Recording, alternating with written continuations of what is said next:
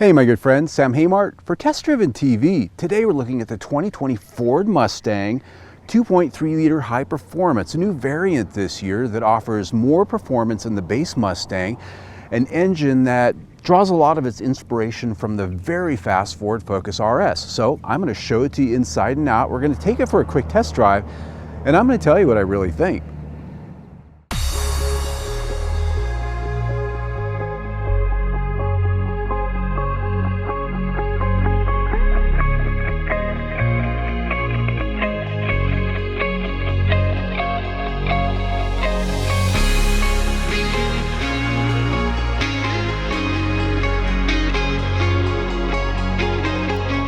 Okay, my friends, before we get out on the test drive, let's have a look at what we've got here. This is the 2020 Ford Mustang 2.3 liter EcoBoost high performance. And so high performance, what does that get you? Well, it gets you an engine under the hood that's a little bit different, more power, but let's look at what we got on the outside. The first thing you'll notice on the fender is you've got these fender badges that say 2.3 liter high performance. Very retro in their design. In fact, if you look back to the 60s, you'll see some high performance logos that look very similar to this. It's kind of a throwback. On the hood, we've got a accent stripe in dark silver that dies back into some mirror caps that also match that, tie off of that. On this twister orange paint, I think it looks very good. I love orange cars and, well, I really like this color. It's a little bit brighter, more vivid than the competition orange or the grabber orange of the past. Up front, we've got the nice splitter down on the lower fascia. The grille, again, with the dark silver metallic. And in this case, we've got the logo off to the side, the tri-bar pony logo, very classic Mustang. Headlights on this, LED, of course. Taillights, also LED. Very nice. It took a long time for Mustang to get to the point where we've got these things. When it looks to the overall curb appeal of this car, we've got Mustang GT going on here. We've got larger 19-inch wheels with the 255/40 series tires, summer tires. The lower splitter on the front fascia is from the Mustang GT line, a little more aggressive. As we get out to the back of the car, you'll see a deck lid spoiler, which also carries that accent color. Big exhaust pipes, man. Look at those things. Huge exhaust, and that's fully adjustable, and we're gonna hear that here shortly. It's pretty loud. Something a little surprising that Ford did here on the 4-cylinder car, and believe it or not, it actually works, I think. The prices tested on this car is $33,000 and some change. That is $5,000 more than the standard Mustang EcoBoost. No other options are on this car that I'm testing right here. You can put a performance package on it for another $4,000, and that gets you more in the way of suspension, brakes, tires, and wheels and things like that. But this is really sort of that raw base car that everybody always says they want, right? They want a plain Jane car with a lot of power under the hood, and while it doesn't have the V8, this is the basic bare bones performance car now from Ford in the way of the Mustang. The interior of the Mustang is a place that I've always liked for the most part. It's a Ford, so Ford quality interior isn't the same thing as Mercedes or BMW. I don't think anyone expects that, but this is the best Mustang interior that ever has been. The level of quality in the switchgear, the overall ergonomics, and all of the stuff that goes into modern design is for the most part here. And so the expectations, if you're coming out of an import brand, aren't going to be let down too much here. There are some still hard plastics and cheapness here in a few places, but for the most part, Ford really stepped up when they designed this interior. But let's get down to what this performance package brings to the game. The big thing that really makes this interior special is what you see on the dash. A nice big plaque over there says high performance. There's actually a chassis number. They're numbering these things. This one is number 9L. It's actually a pre-production model, so chances are you're not going to see this car out in the market. Dash has a nice brushed aluminum trim that comes with the package, as does the performance gauges. Very nice add. Turbo boost as well as oil pressure. Very cool looking, and it's fun to watch that turbo boost gauge go when you're driving it around and really getting on it. The instrument cluster is the base instrument cluster, but it's still very nice. The classic dual dial design with a center screen that you can customize with all the information you want. A nice leather covered steering wheel with all of the function buttons on it that you can imagine. Plenty to keep you busy there. Center stack though, not quite as expensive and fancy looking as you might find in the premium grades of the Mustang, because this is a base Mustang. You've got a small screen, not a touch screen. All the buttons are all around it. Actually, even though it's not fully featured in the way of a touch screen, I like it actually. It's better to look at for me than the big screen. I like having hard controls for everything. It is a radio, AM, FM. It does have Bluetooth connectivity, so you connect everything to it. The rest of the center stack, I've always liked the design of it. I like the manual, mostly manual air conditioning and climate control here. A little bit of a cubby right down in front along with the USB port. Not the biggest area of storage down there. You've got cup holders here which are nicely located so that you can do all the shifting without that getting in the way too much. Here, not a lot of storage in there, but plenty of room in there for your glasses, phones, and keys, and whatever else you're going to be throwing in there. These chairs though, these are very nice seats. They're completely manual, not power adjustable, but you do have a nice bolstering level. These really hold on to you tight. They're aggressive seats. In this case, cloth, the Mustang logo, and sort of a Le Mans stripe pattern embossed in that fabric. I think they really look great. The rest of the Mustang interior, you're going to find things like a very small back seat. It's always been for kids in a Mustang, and it continues to be. The trunk, however, very good sized trunk. Always has been in this generation of Mustang. Even with the convertibles, they managed to keep a good sized trunk, lots of storage space, so this car is great for a road trip. The one thing that's not so great is what's underneath that trunk. It's not a spare tire. And so what you've got is an emergency inflator, which is fine if you get a nail in your tire or something like that. But if you blow a tire, or if you hit some object that tears your tire up, you're going to be calling a tow truck to get home. The next question is, what's under the hood of this thing? Well, we've got the 2.3 liter EcoBoost engine, but it's a little bit different. And before we get too far into that, well, you know, not everybody believes that a Mustang without a V8 is a real Mustang. Huh. What the hell? Well, that don't make no sense at all. That there ain't nothing but a four-banger. Ain't no V8. Ain't no Mustang if it ain't got a V8 after all. It's supposed to have a 351 Cleveland with a 750 double pumper, carburetor. Well, you can't even see the carburetor on this thing. You can't work on it.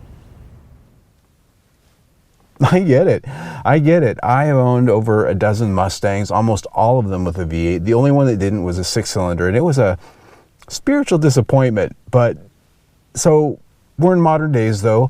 4-cylinder turbo has as much, if not more power than most of the V8s that came in Mustangs just 10 years ago and back. So what we've got here is a very interesting engine, 2.3 liter EcoBoost, but they've actually taken some bits and pieces from the Ford Focus RS version of this engine, which has quite a bit more power. So what we've ended up with is an engine with 330 horsepower, 350 pound-feet of torque.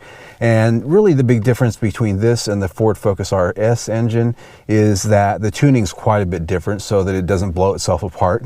That's one thing, but it's a more broad power band and bigger turbo, a few other little tweaks they've done. And so what we get here is a car that has, yes, more horsepower than the base EcoBoost Mustang, and the torque band is a lot more broad. There's a much bigger torque window, and that matters. The other big thing here is Ford's high-performance exhaust system, and well, let's see what that sounds like. I don't know if you can hear that. It's actually quite loud in a car like this. A lot louder than the standard EcoBoost, so let's go for a drive.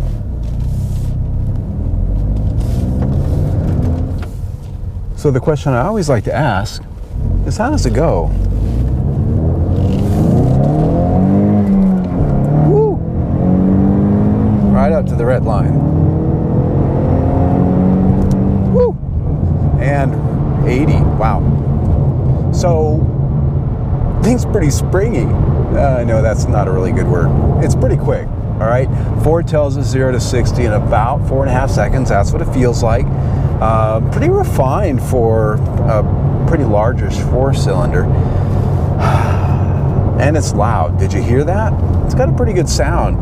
Obviously, it's not a V8. If you're looking for a V8, buy it. This is a car that can be a very fun daily driver with a 6-speed, or you can also get the 10-speed automatic. Woo. The torque comes on very quick, very little turbo lag. So in that way, I'm impressed with this engine. It does have a little bit more of a high performance sporty feel than does the standard EcoBoost.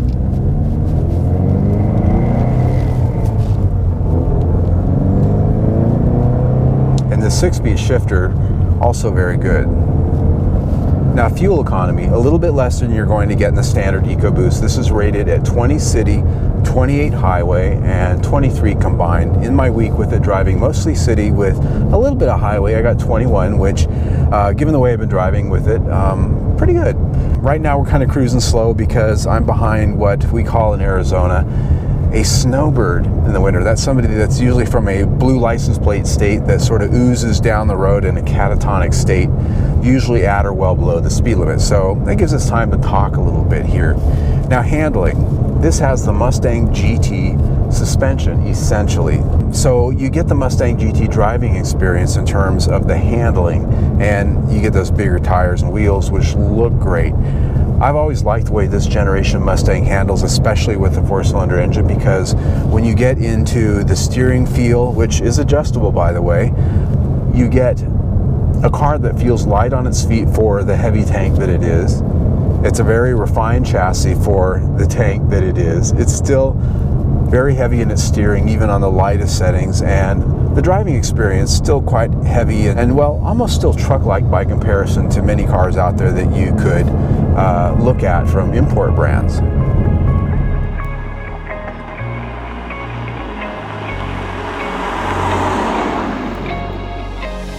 Yay, we're done. Well, almost. Now I gotta tell you what I really think in terms of my 3 key takeaways. First of all, very impressed for $33,000 and some change. This is a lot of car. I like this package a lot. I like the fact that it gives you sort of a bare bones car with a lot of performance potential and some visuals that sort of give you that payoff when you're driving down the street in terms of curb appeal. So let's get to it. Value. And that's really about what this car is to me. You get a car that's base model, up a couple of steps, you get the performance, you get the visuals, a lot of nice features inside. It doesn't have everything, cloth seats, it doesn't have the fully outfitted touchscreen system, it doesn't have the fully outfitted audio system, but this is what everybody always asks for when somebody comes out with a nice performance car. They say, give me a bare bones performance car with a lot of engine and nothing else. This is it. This is it. And the next key takeaway is fun to drive. This is not Mustang GT horsepower, but it's enough horsepower to get you from 0 to 60 in 4.5 seconds, give or take. That's what Ford says. I feel it. It handles very well. It's got the Mustang GT handling poise and suspension, only maybe even a little bit better because you've got a lighter engine up front and therefore a better front to rear balance. And you've got a car that just has a lot of performance suspension in terms of its design. You got rear wheel drive, you've got independent rear suspension, you got a dual ball joint front suspension. Those are things that 10, 15 years ago, you'd have to go to Mercedes-Benz or BMW to get. Here you get it for $33.5K. That is pretty cool. And you can feel that when you're driving it. The last thing is, well, it's retro. It's a Mustang still. It's got all that high-tech stuff I just said, but it still feels like a truck sometimes, and that can be viewed as good or bad, right? Clutch is heavy, steering's heavy. If you've driven older Mustangs, be it in the 2000s, and the 70s, the 80s, the 60s, which I have, I've owned pretty much one of all of those things, it still drives like a Mustang. It's heavy, it's a little bit clunky sometimes. It's got the retro styling touches, that goes without saying. But a lot of people really like that. It's a novelty actually in a world of Hondas and Toyotas that have light clutches and light steering, and they're kind of like, you know, being in a really nice refined Kleenex box. This is a big rubber tank. And I mean that in a kind of loving way. So retro, if you want retro, this is it. There's no question about it. So those are my 3 key takeaways. I love this color. If you want to see a more detailed review on the EcoBoost Mustang, you can click right there. That's one I did a few years ago. A very detailed review with up and down every nut and bolt type of thing. Most of it will apply, even though this has been upgraded since then. A lot of that will apply to this car. Also, subscribe to my YouTube channel down there on the big round logo. You'll see everything I do. Either way, stay tuned, my friends.